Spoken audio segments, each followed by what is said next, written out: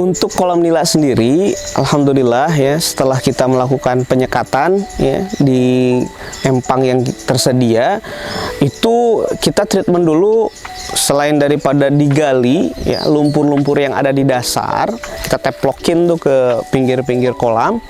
Kemudian selanjutnya kita harus melakukan stabilisasi pH ya, dimana akhirnya kita taburkan tuh kapur ya, kapur itu kita taburkan untuk stabilisasi pH, juga sebagai bentuk daripada penyuburan si kolam tanahnya itu sendiri begitu. Setelah kita taburi, kita diamkan selama 1 malam. Sebenarnya kondisinya itu harusnya itu kering sampai retak-retak, tapi karena kondisi airnya ini tidak berhenti ya, akhirnya dengan kondisi air yang sedikit lah levelnya, kita sudah melakukan treatment tersebut.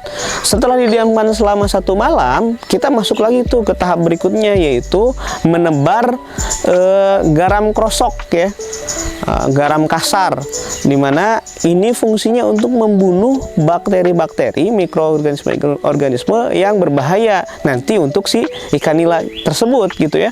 Setelah itu barulah nanti kita isi full si kolam ya, sebanyak atau selama 3-7 hari ya. Kita cross check tuh gimana kondisinya.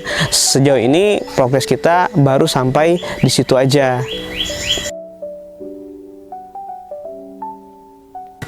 Kalau kandang bebek, alhamdulillah sekarang sudah rampung sebenarnya ya.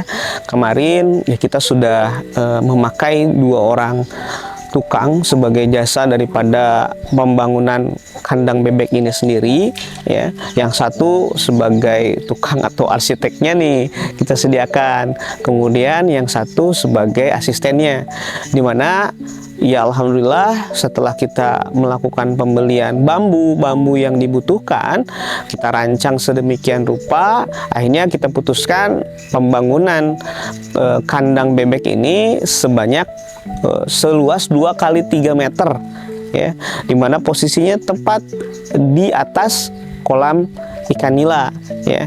Insya Allah di di kandang bebek ini kurang lebihnya kita akan uji cobakan sebanyak 15 ekor bebek dulu ya, dimana bebeknya ini adalah bebek-bebek yang masih kecil-kecil ya, masih anak-anak. Nanti bebeknya kita beli 15 ekor dengan asumsi 3 jantan dan 12 betina atau 1:4 si bebek ini. Nanti fungsinya itu ya tentunya kedepannya kita ingin bebeknya ini khusus untuk memproduksi telur, jadi outputnya adalah telur bebek, dimana insya Allah kedepannya mudah-mudahan ketika produktivitasnya bagus dan populasinya sudah banyak, kita juga akan asinkan si telur bebek ini menjadi telur asin tentunya. Dan alhamdulillah saat ini ya sudah rampung, kandang bebeknya sangat kokoh berada di atas kolam ikan nila.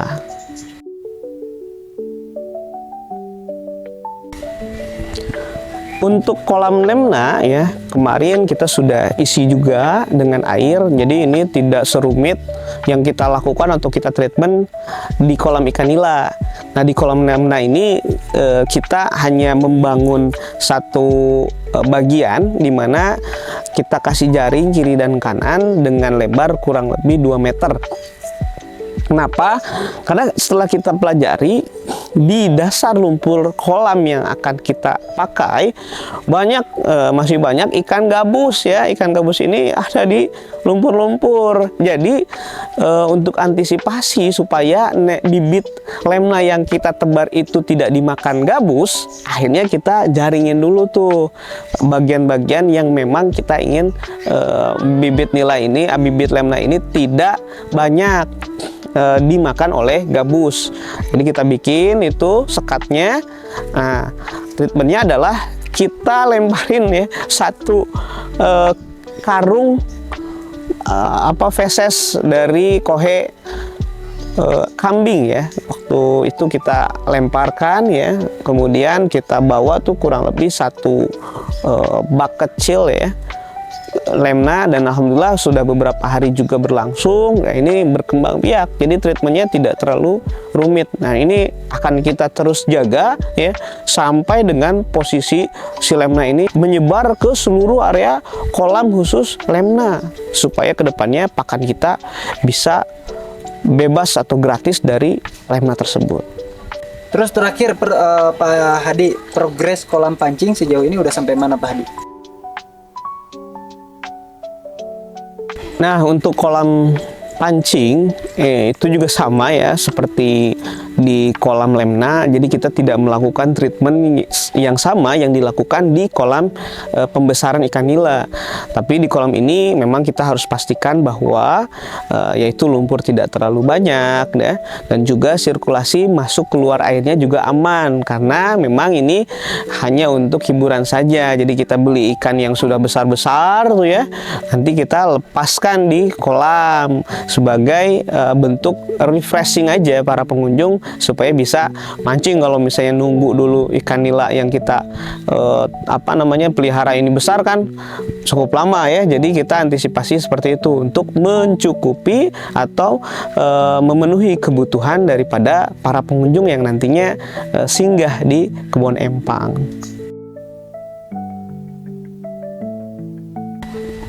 Nah, untuk juragan dan calon juragan ya, yaitu ya kurang lebih preparing yang sudah kami siapkan untuk membangun ekosistem aquaculture ini. Walaupun judulnya penyempurnaan, tapi ya sebenarnya ya belum sempurna, karena kita belum sebar bibit nilainya, belum sebar juga bibit bebeknya. Tapi saya kabarkan treatment yang kami lakukan sampai di tahap ini itu apa saja. Dan tentunya ya seperti yang saya sampaikan di video-video sebelumnya, kegiatan di Empang ini berniat untuk mendokumentasikan saja kegiatan kami. Tentunya akan sangat banyak sekali celah dan kekurangan yang ada dalam penyampaian materi maupun juga pengaplikasian daripada ilmu-ilmu yang kami dapatkan. Ini tentunya kami membutuhkan masukan dan saran dari juragan-juragan semua nih yang sudah berpengalaman dalam pengelolaan Empang, supaya ya tentunya nanti bisa aktivitas produktivitas yang ada di Empang ini ya semakin baik dan bisa menjadi ilmu jariah ya, tentunya untuk sahabat-sahabat yang terbiasa nonton channel ini ataupun masyarakat yang ada di lingkungan kami. Nah, silahkan teman-teman kalau dirasa ini bermanfaat, jangan lupa like, subscribe, dan komentar ya, kira-kira progres selanjutnya apa yang harus kita lakukan. Dan tentunya di next video kami akan menyampaikan pola ekosistem integrasi lain yang PR kami harus eksekusi seperti itu. Semoga semuanya sehat, para petani yang ada di Indonesia, calon juragan dan juga juragan semua. Terima kasih atas perhatiannya. Assalamualaikum warahmatullahi wabarakatuh.